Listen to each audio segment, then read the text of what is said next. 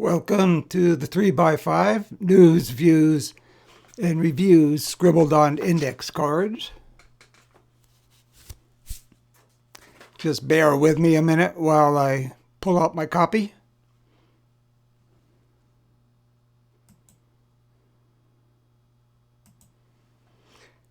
Okay, we get in and we get out fast, so please try to keep up.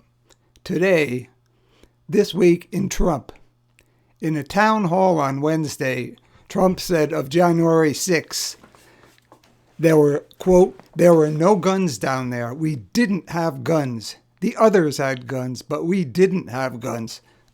That's one lose-lose statement. You see what he did there?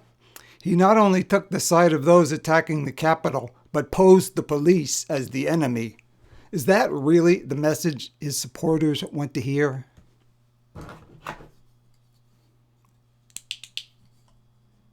On the other hand, did you see that speech that former President Obama gave in Pittsburgh supporting Kamala?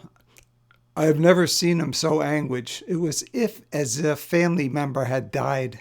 Radiating common sense, he articulated what many of us are feeling and have always hoped to see expressed by a public figure, especially when he said, even if you had a family member who acted like that, you might still love them, but you'd tell them you got a problem and you wouldn't put them in charge of anything, unquote. That about sums it up. Most of us don't want Trump at Thanksgiving dinner. We don't want him as a boss. But many of us are content to let him run the country, which leads me to, if the Democrats ran someone like Trump, would you vote for him or her? As I alluded to, many of those who plan to vote for Trump actually find him distasteful, but are willing to overlook his crimes and misdemeanors. Oh wait, there are no misdemeanors, only felonies. The reasons range from grocery prices to opposing democratic elitism to deporting immigrants. But Trump, obviously, is the real threat to the nation, not to mention the whole world. Therefore, wouldn't Democrats, if necessary, be even more justified in grooming such a take-no-prisoners candidate for the next presidential election? As a person who voted for third-party candidates in 5 presidential elections, anyone remember Lenora Fulani? I have never been afraid to criticize Democrats in the past, even though I am registered as one today, of course.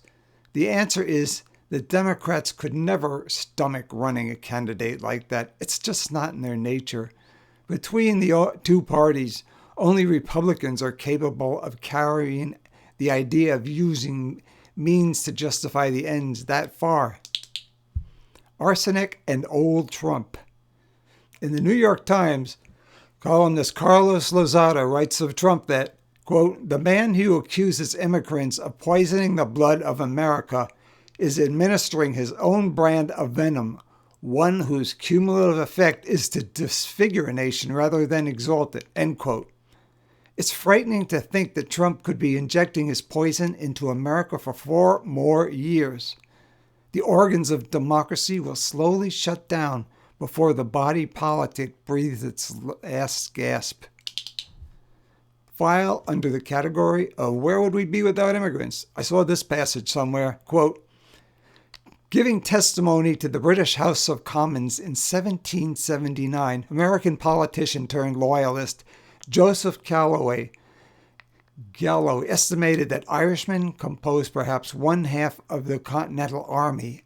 I don't think a lot of people are really aware of that.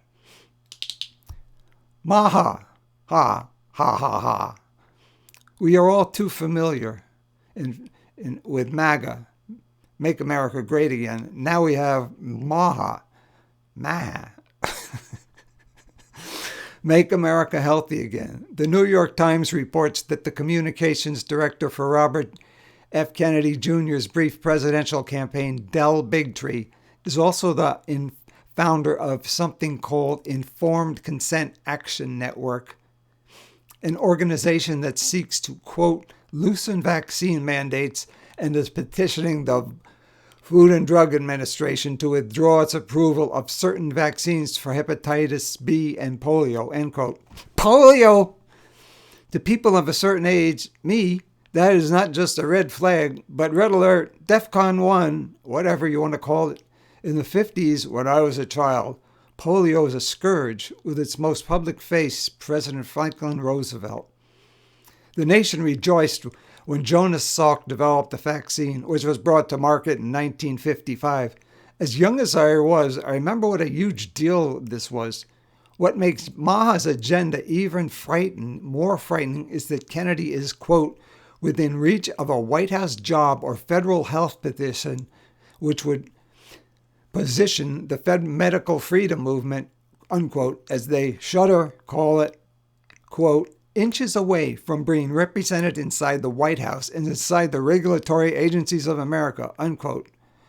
I will defer to the Times or understated summation, quote, the idea of a political movement that rejects expertise and prioritizes personal choice in an epidemic is deeply troubling to public health experts, unquote. You think? Meanwhile, you know how MAGA types try to tell you to do the research? From the same article, Dr. Paul Offit, a vaccine expert at Children's Hospital in Philadelphia, asked, what does doing your own research mean? To MAGA/MAHA types, it means looking on the internet, quote, looking on the internet and getting other people's opinions. It doesn't really mean doing your research, because if you wanted to do your research, you would have read the roughly 300 pages that describe the vaccine. MAHA, how about MAIA, M-A-I-A, make America insane again? What's that you say? Oh, right, it already is.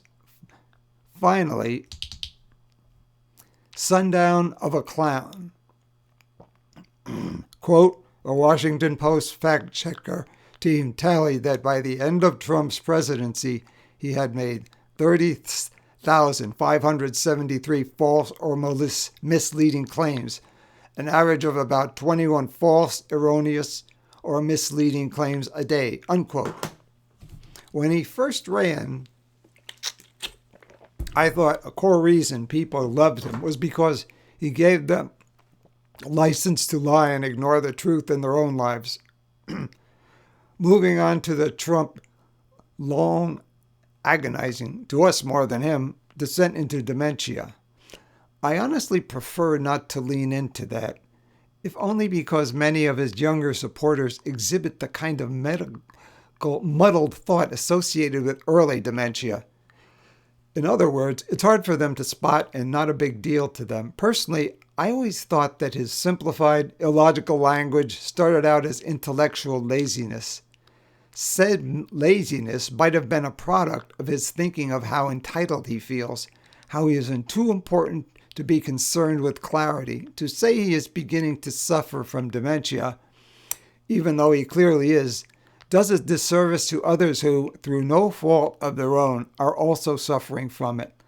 Lazy and entitled, Trump almost seems as if he has extended an invitation to dementia. On that cheerful note, see you next time.